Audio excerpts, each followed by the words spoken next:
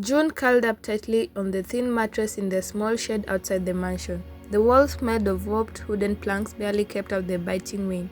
A single bulb hung from the ceiling, casting a dim light over the cracked floor. She shivered as the cold night air crept through the gaps, a thin blanket offering little warmth.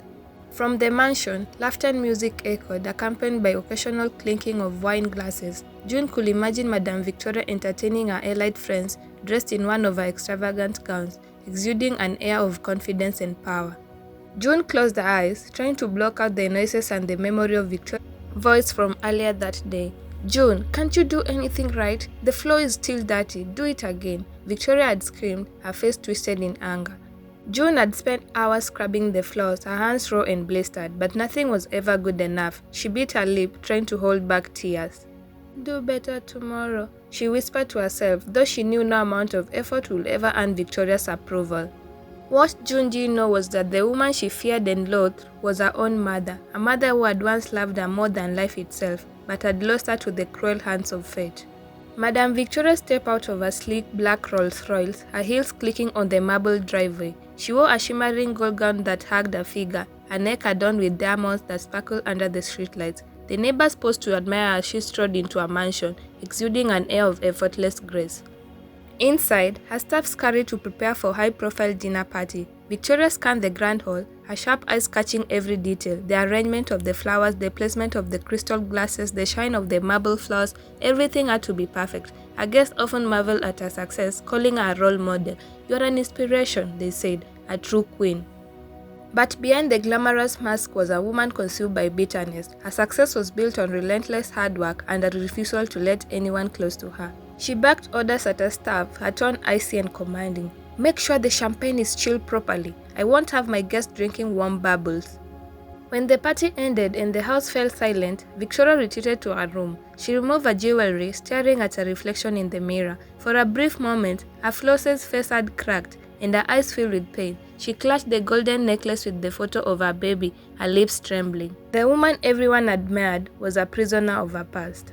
20 years ago, Victoria's life had been filled with joy and hope. She was a young, bright-eyed woman, eagerly awaiting the birth of her first child. But her dreams shattered the day her newborn daughter was stolen from the hospital. For months, she searched relentlessly, hiring private investigators and pleading with the police. But the baby was never found. The loss broke something inside her. Her family and friends tried to console her, but their words felt hollow. When her fiancé suggested they try for another child, she lashed out. "How can you say that? She's not replaceable." Her relationship crumbled and Victoria threw herself into work. She built an empire, determined to never feel powerless again. Her success became her armor, shielding her from the world. But at night when the world was quiet, she would sit by the window, clutching the necklace with her baby's photo, and wonder where her daughter was. June's life was a stark contrast to the luxury of Victoria's world. Abandoned at an orphanage as a baby, she had grown up with nothing but the clothes on her back. The caretakers were kind but overworked, and June learned early on that she had to fend for herself. When she turned 18, she left the orphanage with a small bag of belongings and big dreams. She wanted to go to the college to make something of herself, but reality hit hard. Without money or support, she ended up taking odd jobs to survive. At 20, desperate for stability, she took a job as a housemaid at Madame Victoria's mansion. The pay was meager, but it was better than nothing. "I'll work hard, save up and go back to school," she told herself. But working for Victoria was a nightmare. June was up before dawn and worked until her body ached. She was yelled at for the smallest mistakes and given the worst living conditions. The shed where she slept was damp and dusty, with a thin mattress and a broken window, but June endured it all, clinging to the hope that things would get better. One evening, after a long day of scrubbing floors and washing dishes, June accidentally knocked over a vase in the sitting room. She froze as the sound of shattering glass filled the air. Victoria stormed into the room, her face filled with anger. "What did you do?" she yelled, her voice echoing through the hall. June stammered an apology, her hands trembling, but then something unexpected happened. Victoria's eyes softened, and she let out a sigh. "Just clean it up," she said, her voice quieter. Then she turned and walked away. June stared after her, confused. It was the first time Victoria hadn't screamed at her for a mistake. For a brief moment, she saw a flicker of vulnerability in the woman's eyes. That night, as June lay in a dusty shed, she couldn't stop thinking about the incident. Was there more to Victoria than met the eye, or was it just a fleeting moment of weakness? Didn't know it yet, but the small crack in Victoria's armor will be the beginning of a revelation that will change both their lives forever. Joan's heart pounded as she stood in Madame Victoria's lavish bedroom, carefully dusting the furniture. The room smelled of expensive perfumes, and sunlight streaming through the large windows made the crystal chandeliers glitter like stars. She felt out of place amidst such grandeur, her worn clothes and blistered hands a stark contrast to the opulence around her. While wiping the nightstand, her eyes fell on a gold necklace with a locket. She picked it up, marveling at its delicate craftsmanship. Unable to resist her curiosity, she opened the locket. Inside was a tiny faded photo of a newborn baby. The baby looked peaceful, wrapped in a soft blanket, and June felt a pang in her chest. Who was this child? Why did Victoria keep this necklace so close? "What do you think you're doing?" Victoria's voice thundered from the doorway. June jumped, the necklace slipping from her fingers and landing softly on the bed. I was dusting, Mom," June stammered, her face turning red. Victoria strode over, snatching the necklace with trembling hands. Her eyes glistened as she clutched it to her chest. "Don't you ever touch my things again," she hissed, then stormed out of the room. June stood frozen, her mind racing. She had never seen Victoria so shaken. What was the story behind the necklace? Late one night, June lay awake in a dusty shed, staring at the ceiling. The image of the baby in the locket haunted her thoughts. There was something familiar about the photo, though she couldn't place it. The next morning, while cleaning the living room, June overheard Victoria talking on the phone. She tried to stay focused on her work, but the words caught her attention. "I miss her every day," Victoria said, her voice heavy with emotion. "Not a day goes by that I don't wonder where she is." June's hand froze mid-swipe. Who was Victoria talking about? Could it be the baby from the locket? "Life goes on," Victoria continued, her tone hardening, "but it doesn't get easier." June's heart ached as she listened. She had never thought of Victoria as someone capable of feeling pain or sadness. Could it be that beneath her icy exterior was a woman carrying a deep wound? One afternoon, as June scrubbed the front steps, a frail elderly woman approached the mansion. She wore a worn shawl and carried a small package wrapped in a brown paper. "Excuse me," the woman said, her voice soft but urgent. "I need to speak to Madame Victoria." "She's busy," June replied hesitantly. The woman nodded, her eyes filled with sadness. "Then please give this to her. It's important." June accepted the package, curiosity burning inside her. As the woman walked away, June noticed the way her hands trembled, as if she were carrying the weight of a heavy secret. When June handed the package to Victoria, she expected a usual dismissive response. Instead, Victoria's face turned pale. Her hand shook as she opened it. Inside was a faded photograph and a single sheet of paper. Victoria let out a choked gasp, clutching the photo to her chest. "Get out," she whispered, her voice breaking. June obeyed, but as she closed the door, she couldn't help but wonder what had shaken Victoria so deeply. Days passed, and Victoria became more withdrawn. She spent hours locked in her study, the once bustling house now silent. June's curiosity grew with each passing day. One evening, as she dusted the hall outside Victoria's study, she caught a glimpse of the photograph the elderly woman had delivered. It was a picture of a younger Victoria holding a baby. The back of the photo had a date scroll on it, January 2005. June's heart skipped a beat. That was the year she was born. Could it be a coincidence, or was there a connection between her and the woman she worked for? One evening, while cleaning Victoria's study, June stumbled upon the sheet of paper that had accompanied the photograph. It was a letter. She hesitated, torn between her respect for privacy and overwhelming curiosity. Finally, she picked it up and read the opening lines. "To the mother who never stopped searching, I pray this letter reaches you. The child you lost all those years ago, she's alive. Her name is June." June's hand trembled as she read her own name. The words blurred as tears filled her eyes. Her legs gave way, and she sank to the floor clutching the letter. Was it true? Could Madame Victoria really be her mother? The next morning, June gathered her courage and approached Victoria in the grand dining room. Victoria sat at the head of the table, sipping her coffee, her face cold and regal as ever. "I need to talk to you," June said, her voice shaking. Victoria glanced up, her brows furrowing. "Can't it wait? I'm busy." "No, it can't wait," June said firmly. She placed the letter on the table. "I found this in your study." Victoria's face went pale. Her hand reached for the letter, trembling as she read it. When she finished, she looked up at June, her eyes wide with shock.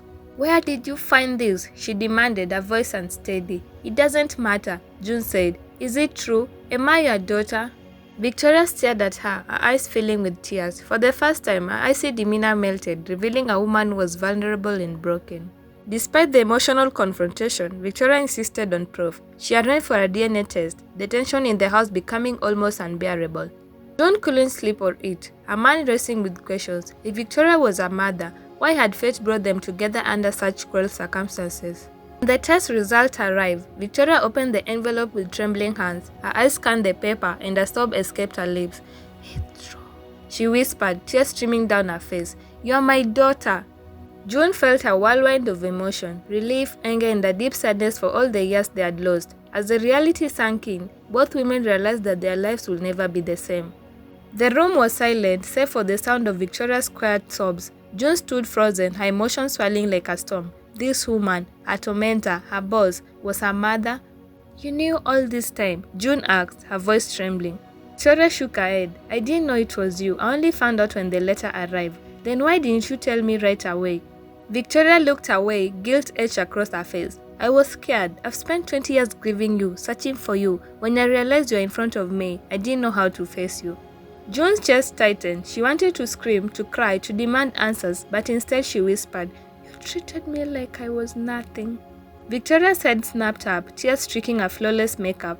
"I know," she said, her voice breaking, "and I'll never forgive myself for it." But the apology didn't soothe the ache in June's heart.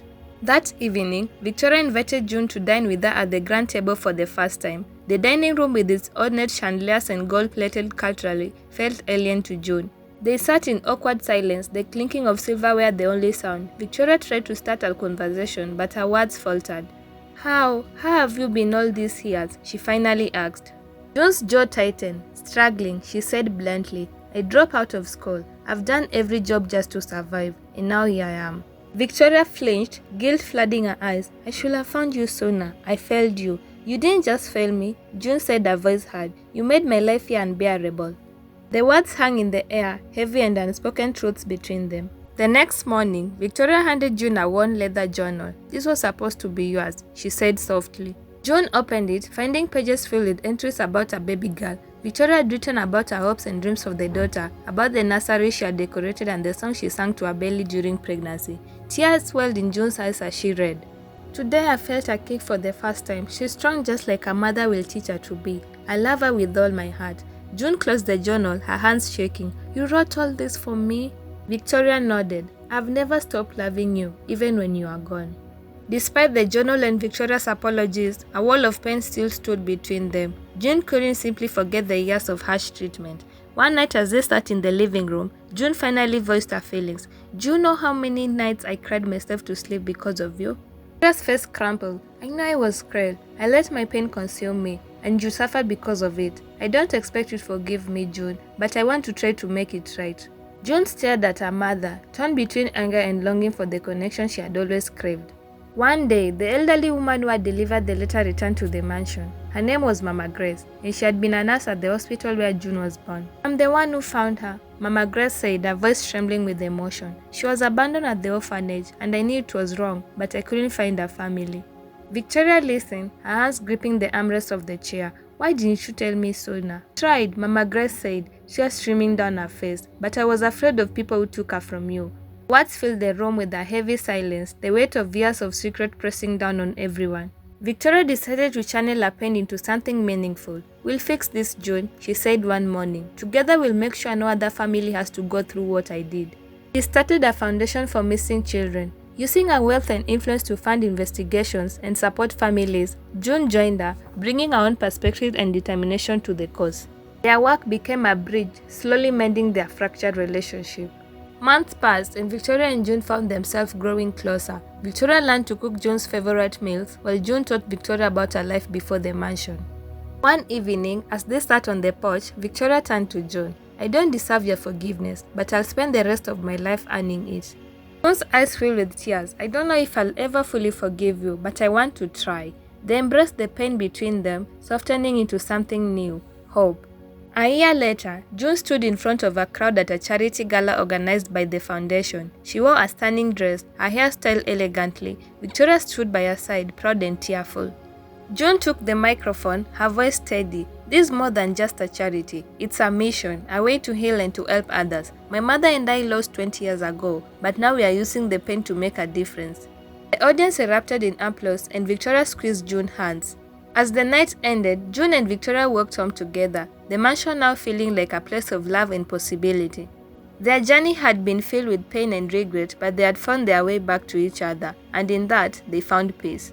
This story teaches us that healing and reconciliation are possible even in the face of deep pain and betrayal. Love, though tested by time and hardship, can mend broken relationships when there's genuine effort and understanding. Additionally, the story teaches us to look beyond outward appearances. Those who seem strong and unyielding may carry deep wounds. Forgiveness, compassion, and the courage to face the past are powerful tools in rebuilding lost connections and finding peace. Thank you for watching. Kindly like, subscribe, and share.